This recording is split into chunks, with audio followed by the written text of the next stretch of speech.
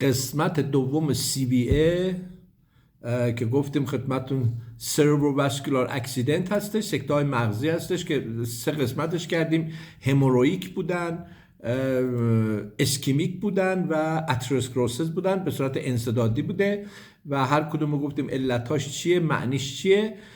کلا سکته های مغزی یکی از علتهای اصلیش سوء تغذیه و تغذیه نداشتن خوبه و تغذیه های مختلف، مخصوصا تغذیه هایی که الکل داشته باشه، تغذیه هایی که از چربی های اشباع شده به کار برده شده باشه، عدم اکسرسایز، ورزش های متناوب و مستقل اینها، و یکم پولوشن هستش، مسمومیت های فلزات سنگین مثل سرب، جیوه، آلومینیوم، آرسنیک. اینها اثبات شده که در CVA بسیار نقش مهمی داره و اقلیم زندگی ما بسیار بسیار مهمه، در کجا زندگی میکنیم.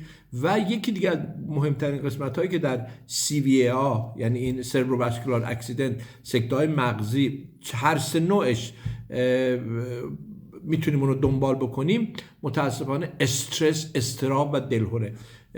نقش تحقیقات در این داستان خیلی مهمه و اینجور بیان میکنن که حداقل 73% سکته های مغزی مشکلات روحی، روانی، استرس ها، فشارها و ترس های مختلفی هستش که ما در زندگی تجربه میکنیم. برای این افسردگی و پنیک اوردر و مشکلات روحی روانی میتونه نقش بسیار عمده‌ای رو در این داستان داشته باشه. البته شرایط اقلیمی هم مهمه و ژنتیک فاکتورهای ژنتیکی هم اثبات شده که مقداری در رابطه با سکته های مغزی دخیله. البته توجه داشته باشیم که استاد من میگفت بیشتر داستان ژنتیکی داستان اقلیمی و جغرافیایی هستش. یعنی چی؟